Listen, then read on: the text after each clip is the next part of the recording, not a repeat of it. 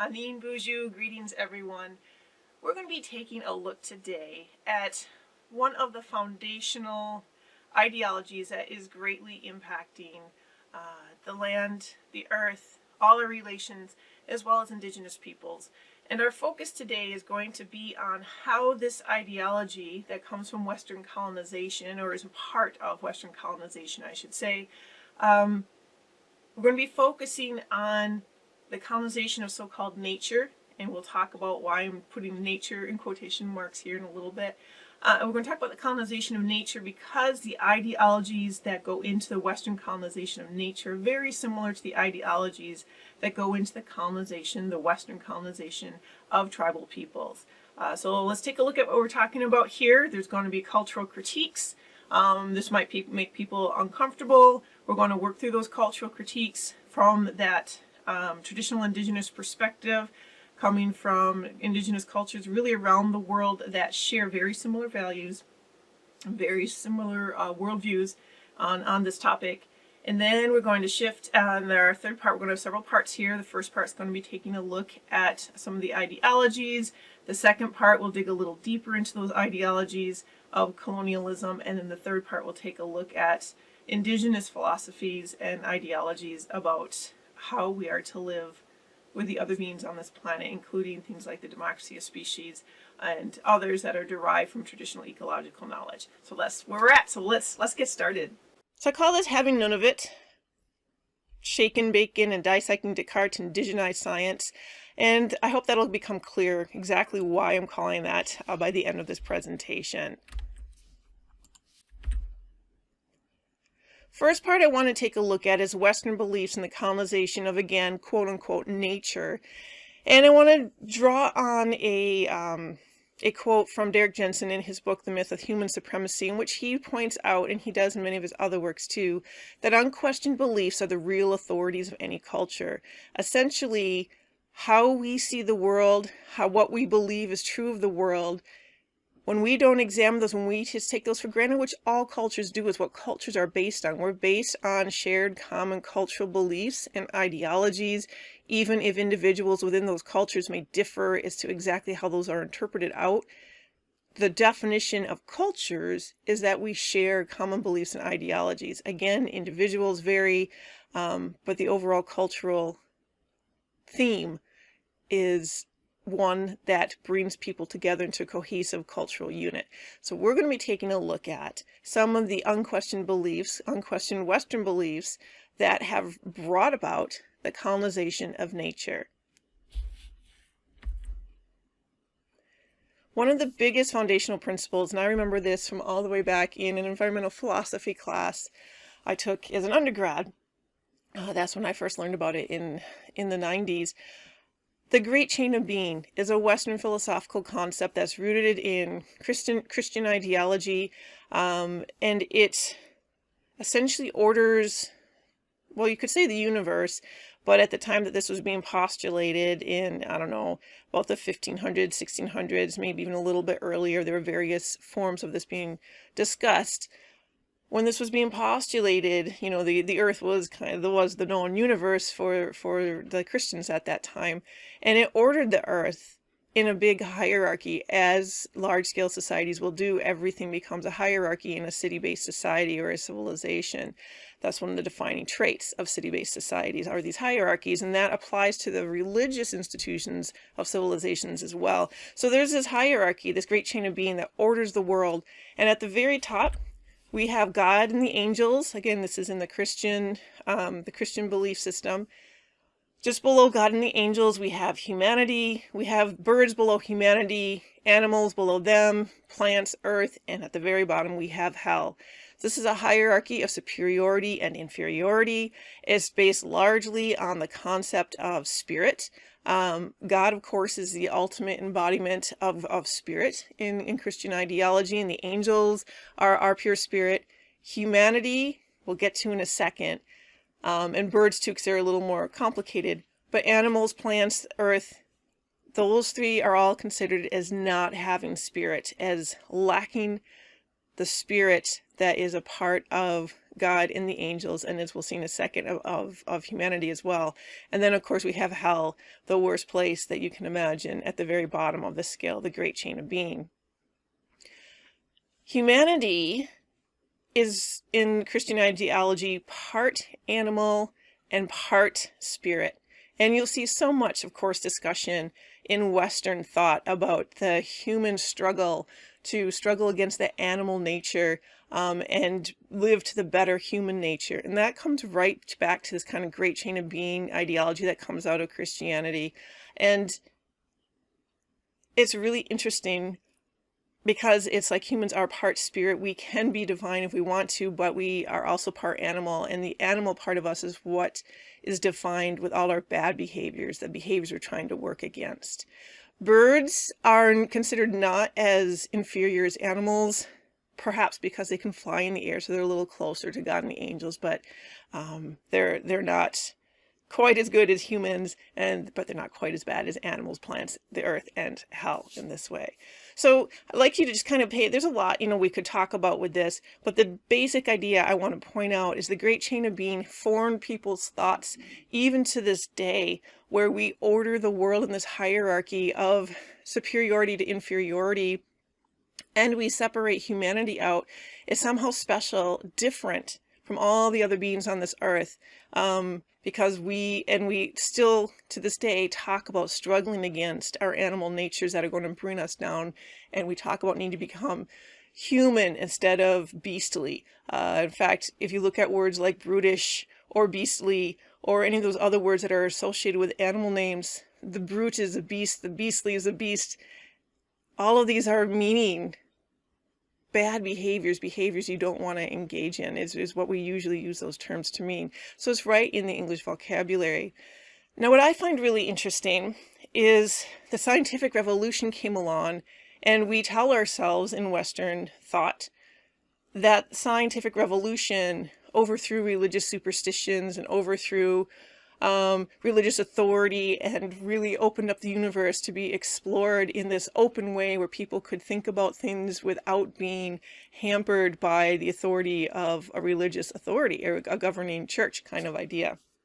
But what is interesting is when the scientific revolution came along, it honestly did not step outside of this way of seeing the world. It kept the whole idea of the great chain of being. It kept this hierarchy. It just changed words a little bit. So the great chain of being with the scientific revolution starts to look a little something like this.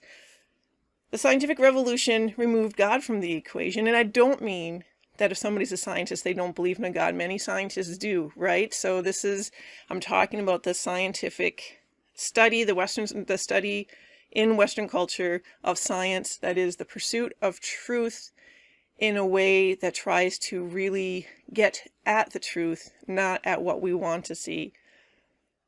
Western science in this way removed the spiritual aspect from this study, from this contemplation, from this trying to learn about the universe. While it removed the spiritual element of the great chain of being, it kept the hierarchy, so that in Western science for many, many years, for many decades, until probably 1990s, you start to see some major movement towards possibly changing this Western scientific paradigm. But Western science still to this day practices this hierarchy of putting humanity at the top as one of the most superior animal.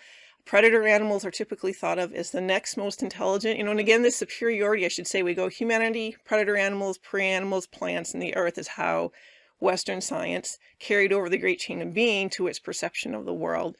And instead of being based on spirit, it came to be based on what we considered intelligence.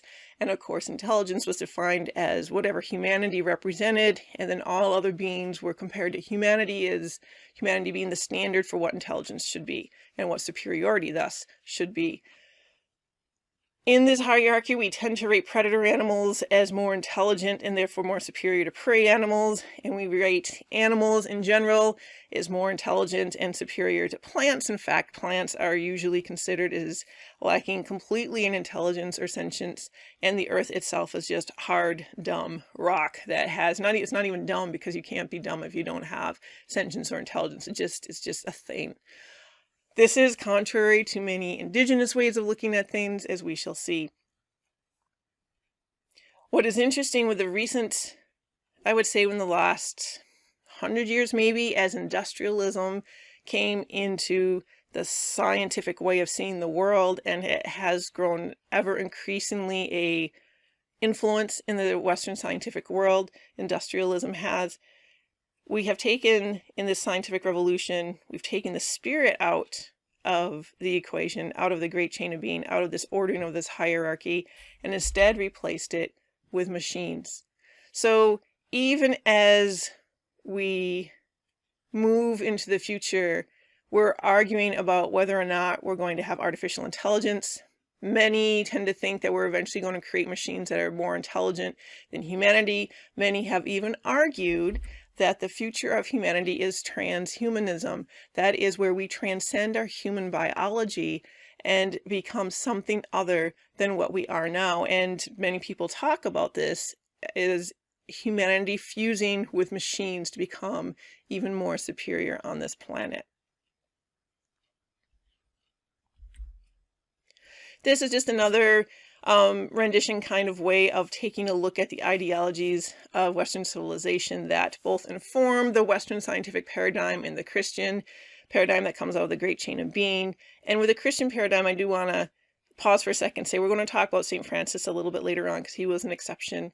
And we're going to mention some Western scientists who don't buy in to the whole hierarchy of nature as is the dominant theme in Western science. All of that great chain of being, the ordering of the world, and the superiority, inferiority hierarchy comes from something called human supremacism. And again, Derrick Jensen's The Myth of Human Supremacy, I think, really explores this in a really great way.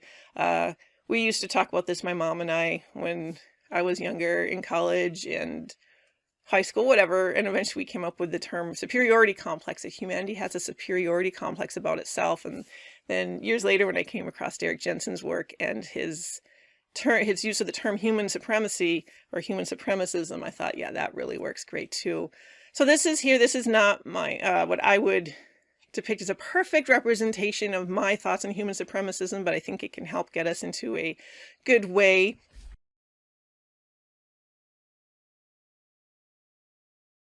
As you can see, they have man, literally man, at the top of this pyramid, and then the second layer is woman and whales. That's the part that gets me a little confused, but we'll get back to that in a second.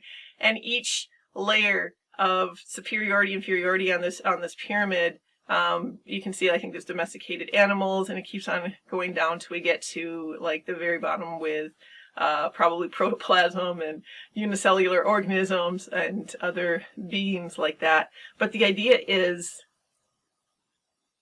the pinnacle of creation is considered man.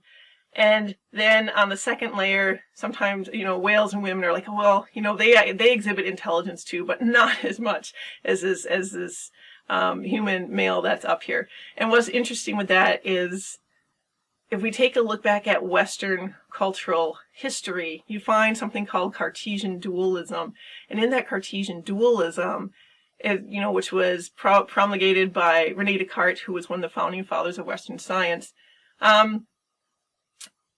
when you take a look at Cartesian dualism, it literally is how the world is ordered. There's human and there's animal. Then there's man and there's woman. And it just keeps on going down the line. Some intellect and emotion, reason and intuition. And it keeps going like that. And everything on the one side, men, or humanity, men, intellect, reason, that is considered superior. That all is considered superior to animal, woman, emotion, intuition.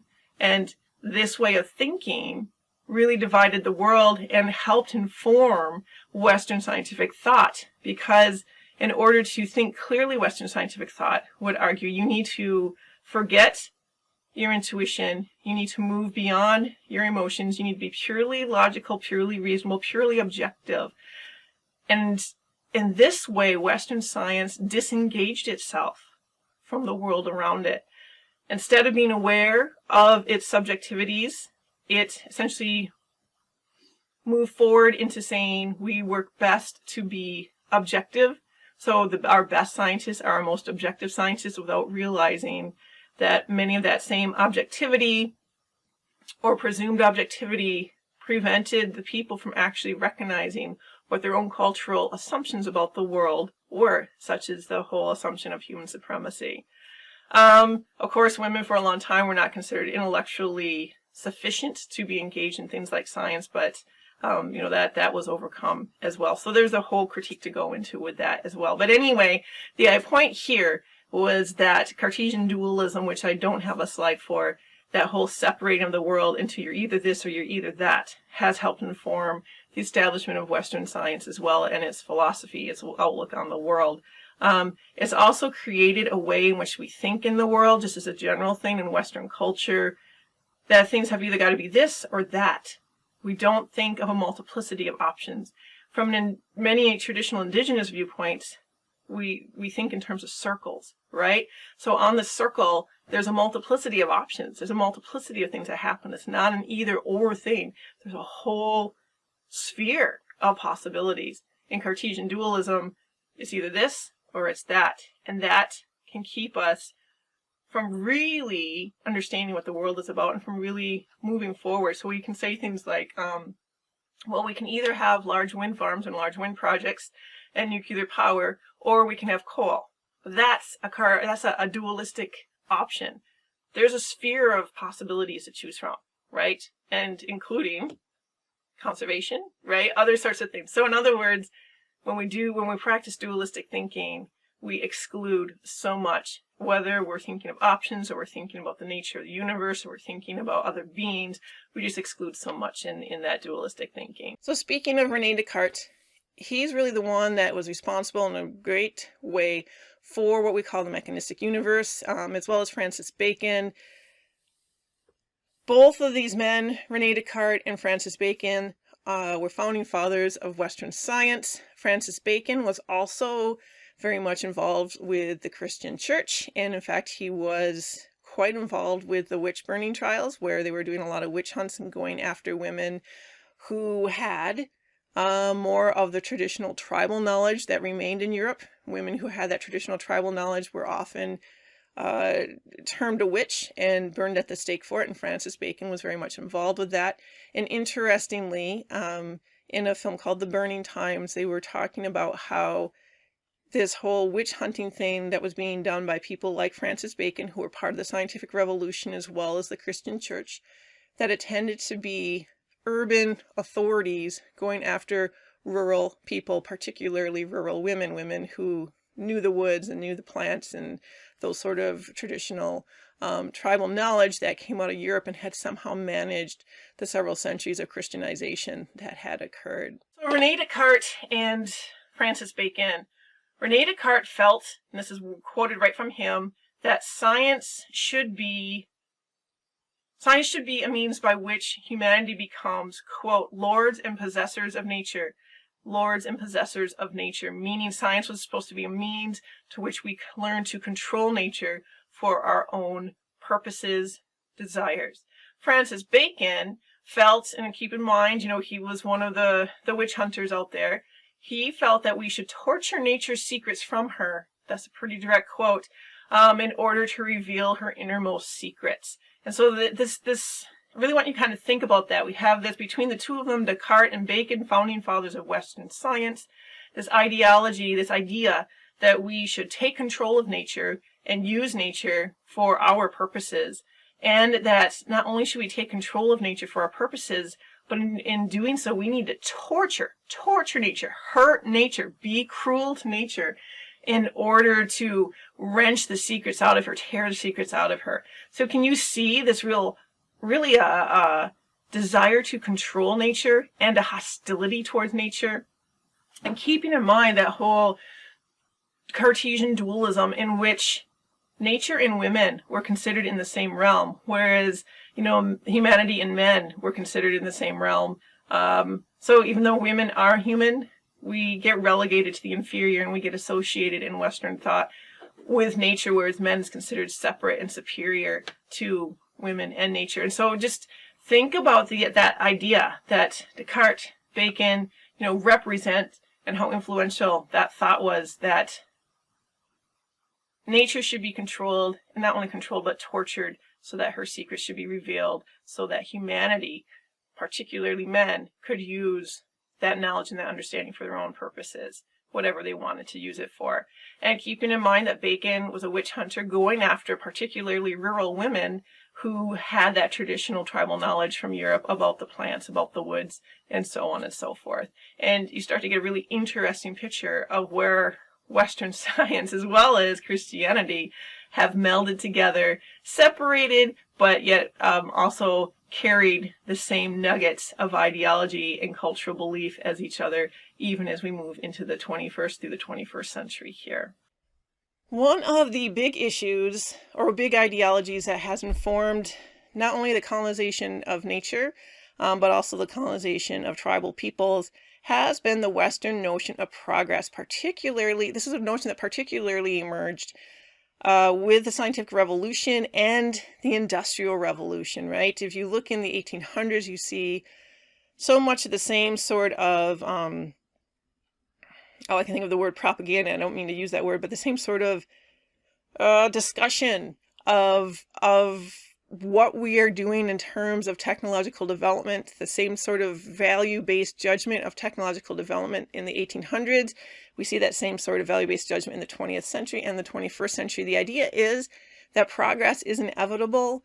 Progress is defined as technological and industrial development, and all of that, of course, involves the colonization, the harnessing, the torturing of nature in order to obtain her resources, her secrets, to pull that out and use it for the benefit of industrial humanity. And I say industrial humanity because it certainly isn't being used for the benefit of non-industrial humanity. In fact, all of humanity is supposed to, in this ideology, progress, quote unquote, to along these lines of technological and industrial development.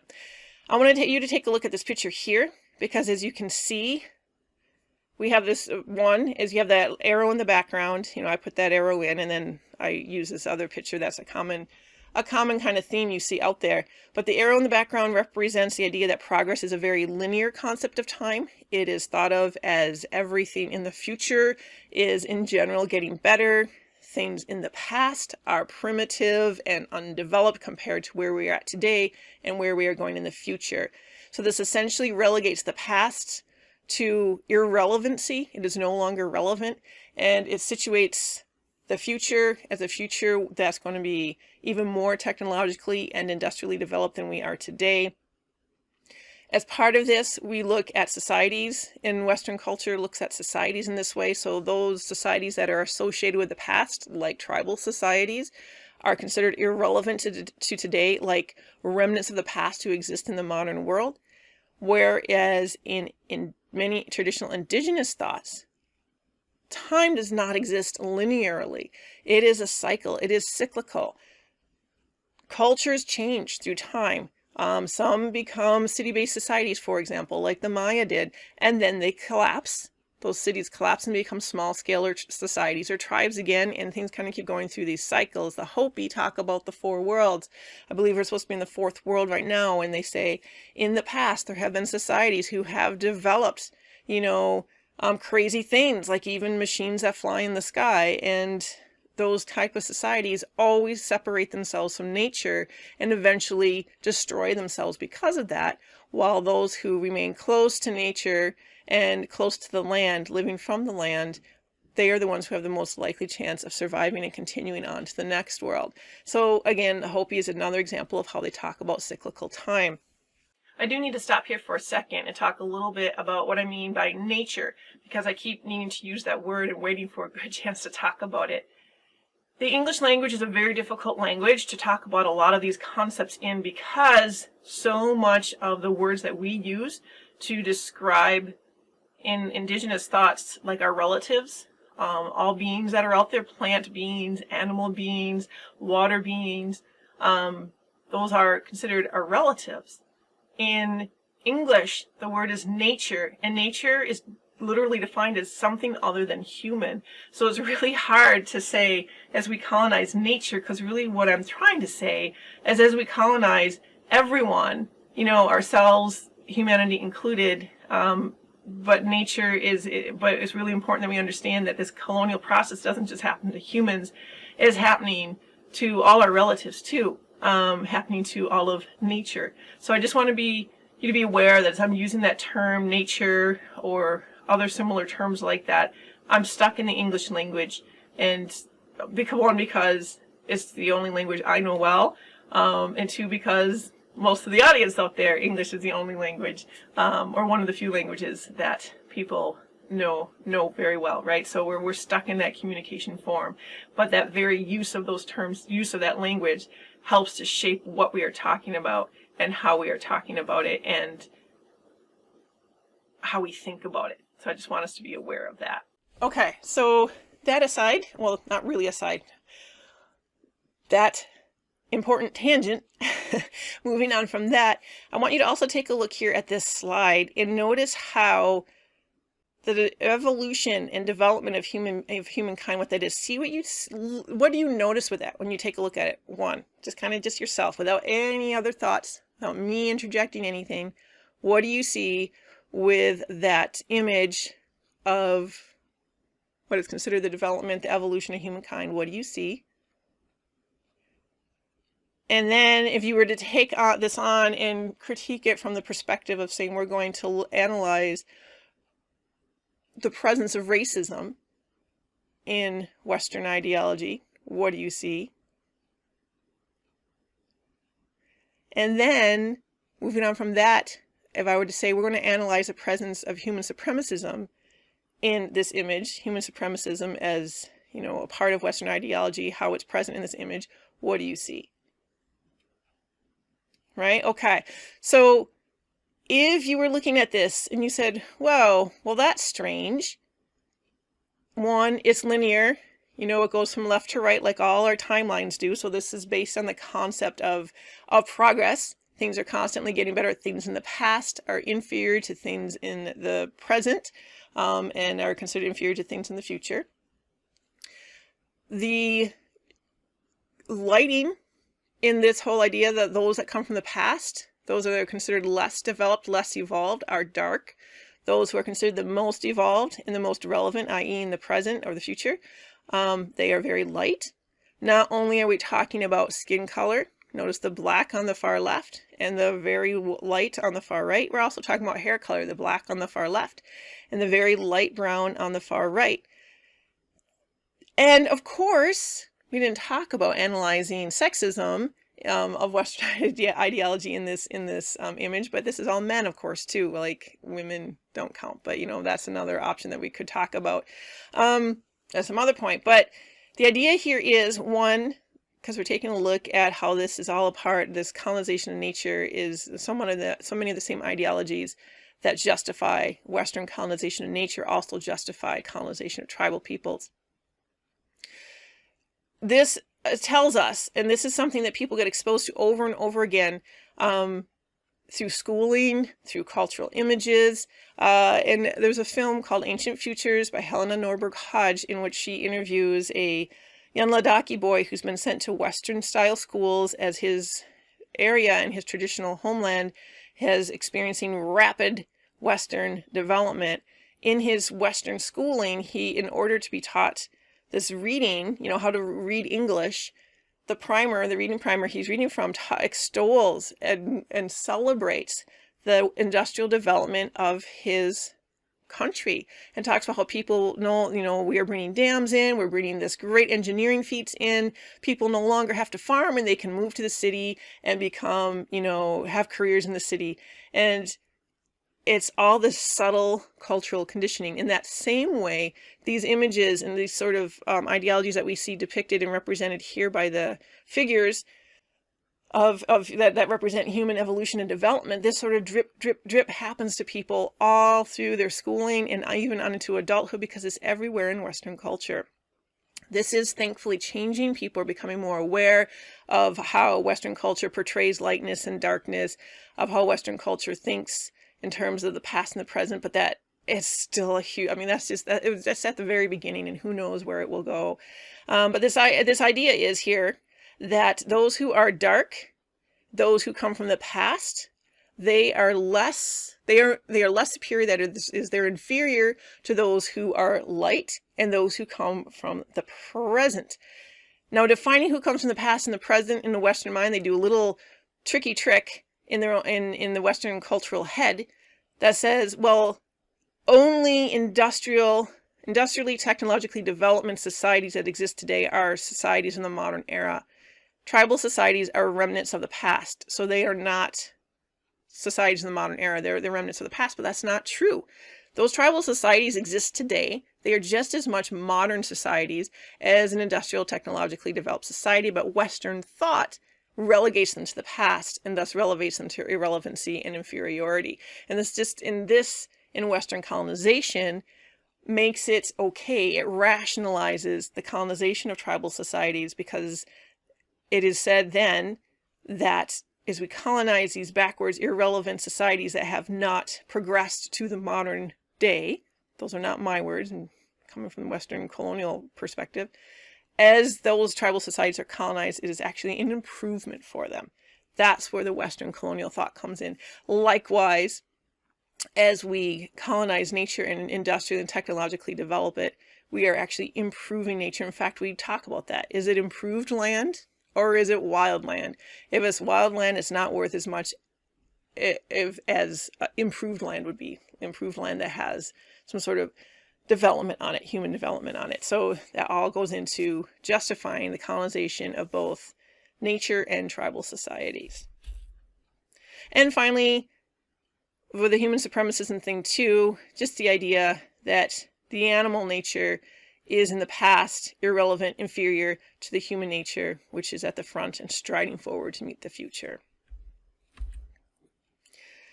One of the really, I think, telling examples of a colonial ideology that is used very directly for the colonization of Native peoples and the colonization of quote-unquote nature is something called the wardship principle. Now, in the United States, the U.S. government developed something through its court systems and its governing systems that came to be called the wardship principle, which essentially said that father knows best. That is, for example, you've probably read in many different places, the great white father knows what is best for his red children. The great white father knows what is best for his red children. So the idea was that Native people were not developed enough or not intelligent enough to be able to make their own decisions. So the government, who wanted their land, had to step in and take care of them. And so you see all this discussion of, well, the great white father is going to come in and take care of you, or our red children. What it essentially did was rationalize and justify its colonial policies, same as what I just talked about in that previous slide. The idea that the tribes were backwards, they needed a parental figure to come in and take care of them, and it just happened to be a very profitable venture for this so-called caring father figure to come in and take the tribe's lands and remove them from their traditional homelands and so on and so forth. But it was all justified and rationalized, wrapped up in this sort of magical thinking that, oh, well, we're doing something good for these people, even as the people are saying, what are you doing? Leave us alone. We want our land. We want our homes. We want our families. We want our culture. Leave us alone. But the Americans justified this colonization of Native peoples under ideologies just like this wardship principle. Father knows best.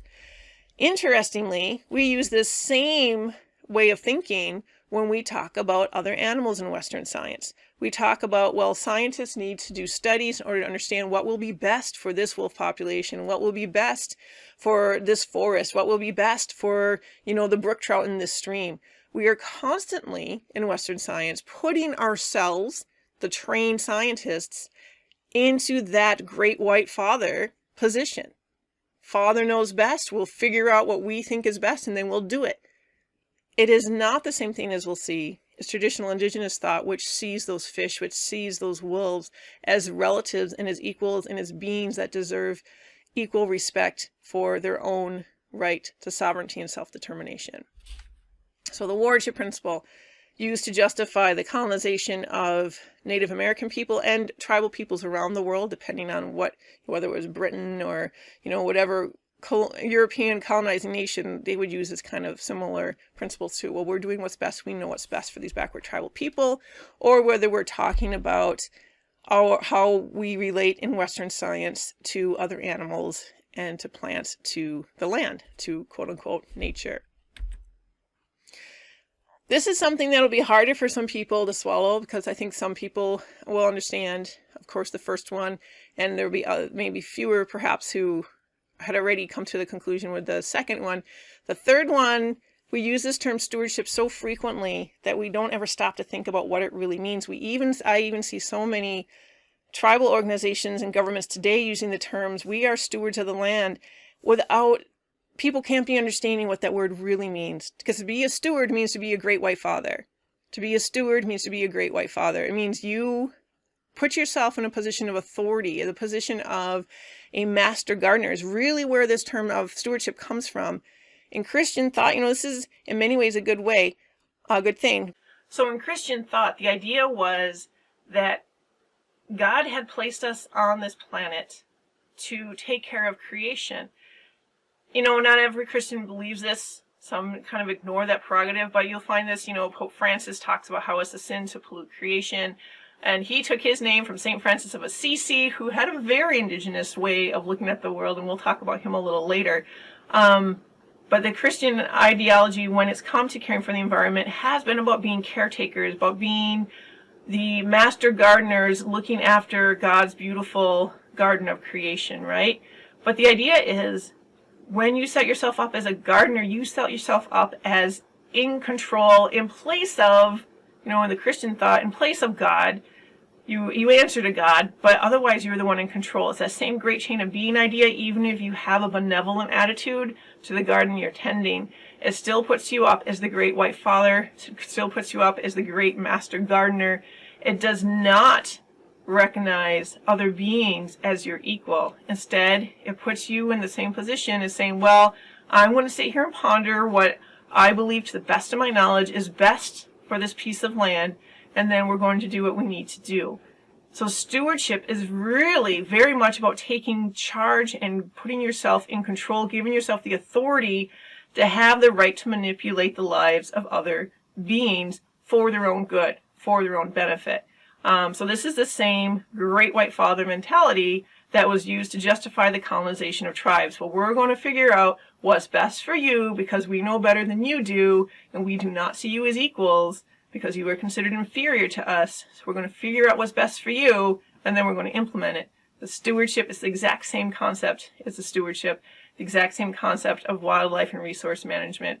All three are very intimately related and based on the same ideologies, values, and perceptions of, in many cases, Native people, and in all cases, so-called nature, quote-unquote nature, our relatives that are out there. One example of this that I can think of, I was out at a summit in New York City on Indigenous environmental issues. People from around the world, from Indigenous communities were speaking, and this one speaker from Africa said, in our country, tribal relations, Indigenous relations, the government has placed Indigenous concerns within the Department of Wildlife, right? So he said, who we are as a tribal people, as Indigenous peoples, all our concerns are addressed by the Department of Wildlife within the colonial government that has been imposed on our country. And on the one hand, you have that thought of all being equals. So if all of humanity was placed under the Department of Wildlife, that would make sense. But only Indigenous humanity was placed under the Department of Wildlife. And the non-Indigenous humanity, you'd have human social services or whatever else dealing with them. But the Indigenous affairs, that was under the Department of Wildlife. So it shows you that this ideology that is used to justify colonial policies, wildlife management, and stewardship they are all connected. They are all integrated together. They all come from that same position, the same worldview, the same way of looking at things.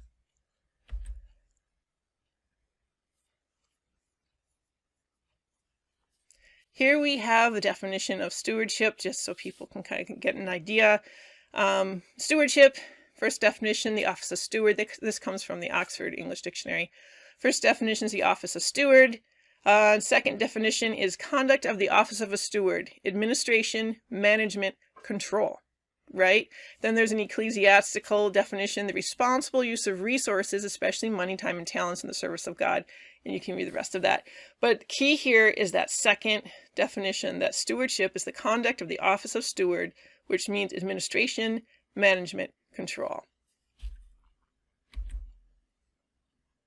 So let's take a look at some of the management missions of wildlife management, because in Western science, there's all different branches of Western science, and there's some that are just doing, experiments for all different reasons and purposes, and there's all other kinds. But the one I want to take a look at here is wildlife management, because we tend to think in wildlife management that we are the great white fathers, essentially looking out for the benefit of these other animals, in the same way that stewards are the ones looking out for the benefit of nature, in the same way that the federal government looked out for the benefit of the tribes. And we know how well that worked out, right? So if people are saying, no, people aren't, this management stuff isn't about humans, it's about, doing really good things. Let's take a look at some of the mission statements from some wildlife management agencies. So here we have, I think it's, let me see, move this here for a second. Yep, U.S. Fish and Wildlife Service, which their mission as a federal agency is to work with others to conserve, protect, and enhance fish, wildlife, and plants and their habitats for the continuing benefit of the American people. Okay, right, you read that first part, you're like, yeah, see, it's about just being a good neighbor, and then you find out that not only is it putting ourselves in control as though we could possibly know best, but it is putting ourselves in control for what we think is best for these communities for the continuing benefit of the American people. The mission statement for the Department of Natural Resources here in Michigan is that the Michigan Department of Natural Resources is committed to the conservation, protection, management, use, and enjoyment of the state's natural resources for current and future generations. Now, this may mean the current and future generations of all beings, but it's doubtful. The very fact that we don't even state that, it's just assumed that we mean humans, right? It's just assumed, and there's a chilling aspect to that assumption. And even private organizations, as an example, the Wildlife Management Institute, the WMI supports the wise use of wildlife. It recognizes that wildlife management must be a skillful blend of science and art in relation to dynamic human circumstances, values, and expectations.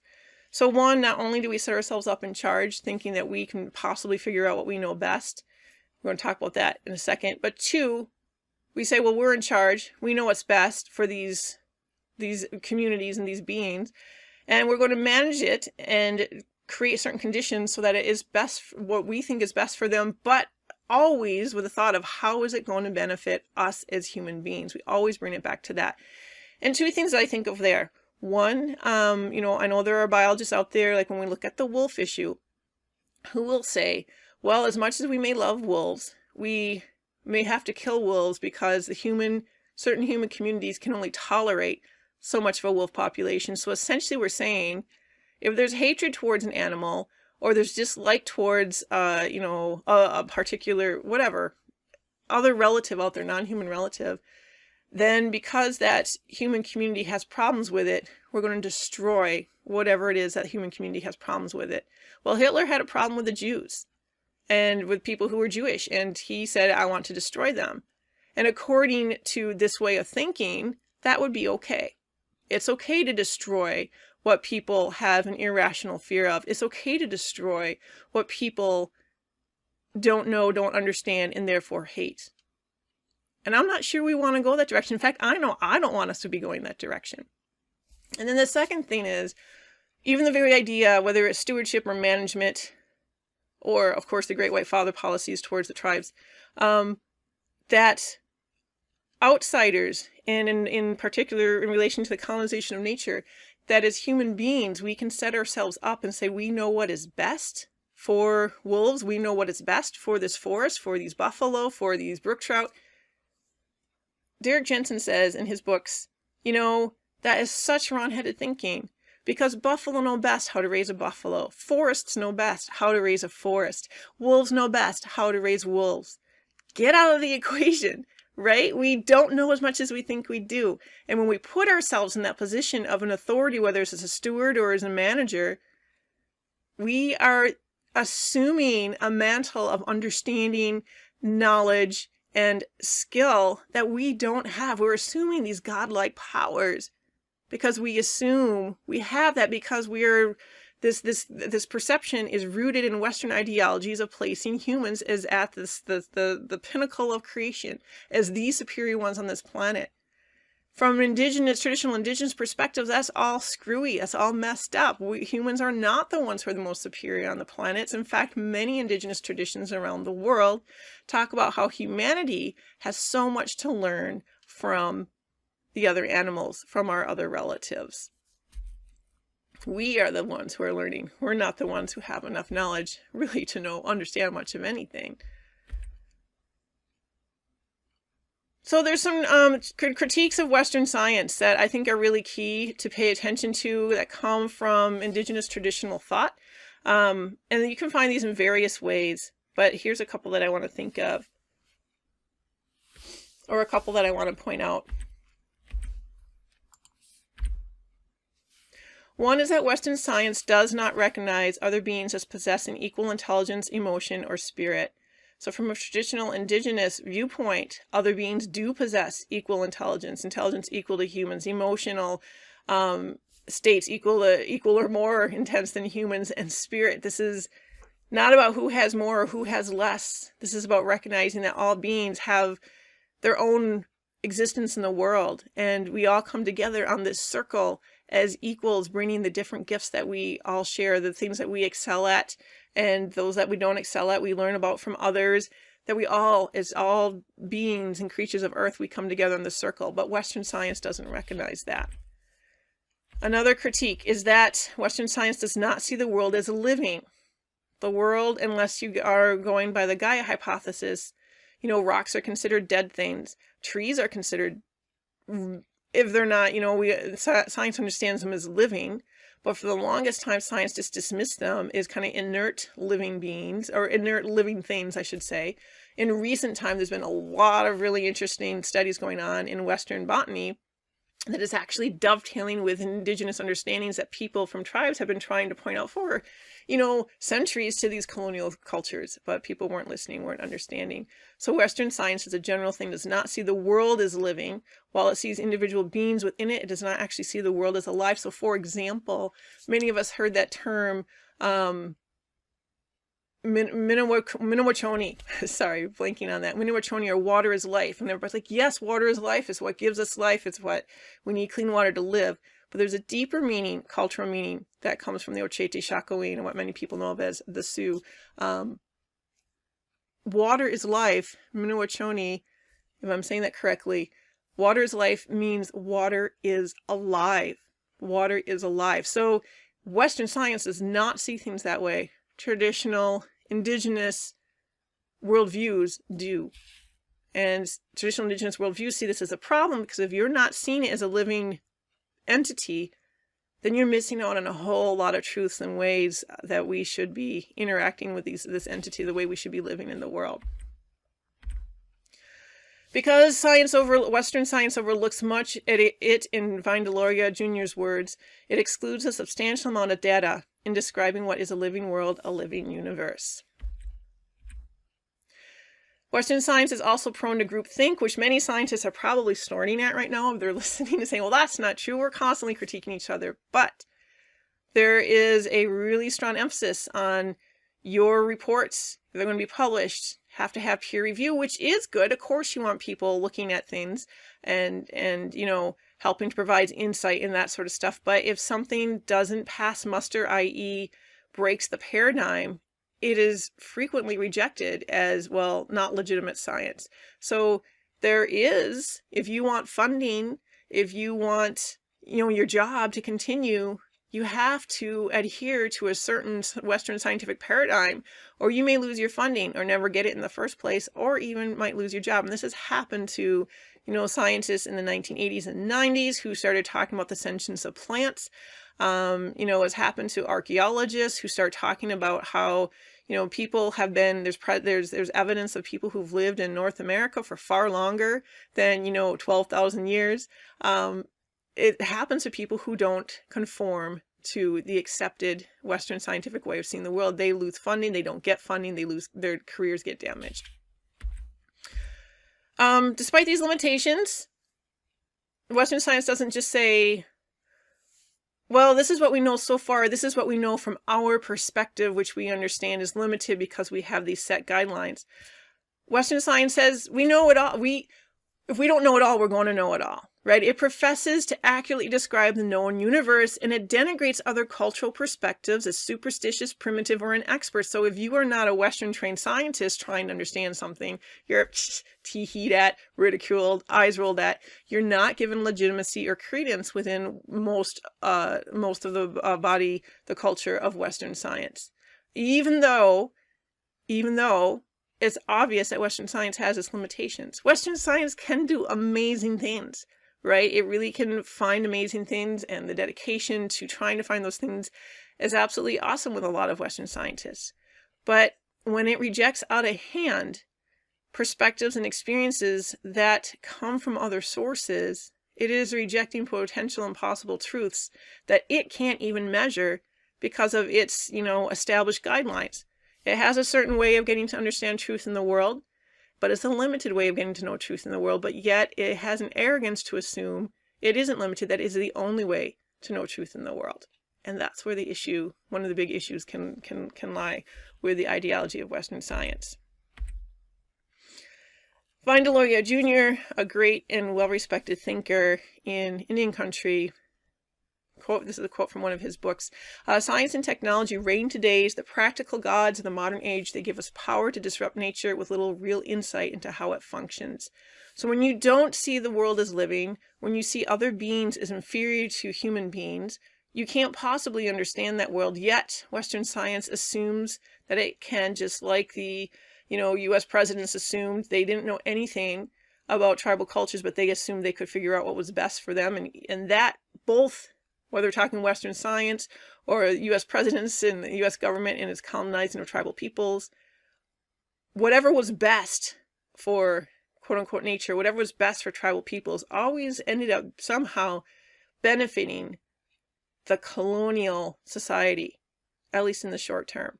Right? It was always for the benefit of the colonial society, at least in the short term. The long-term thinking, as we'll see, this sort of behavior has very long-term negative consequences.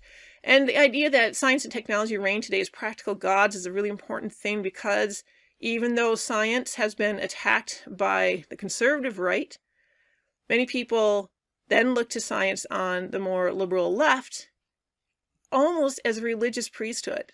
If science says it, then it must be true. If science says it, then it must be true. So we have like this same kind of division between Western science and Western traditional religion, i.e. Christianity, as we have between something like our Western economic philosophies of capitalism and socialism.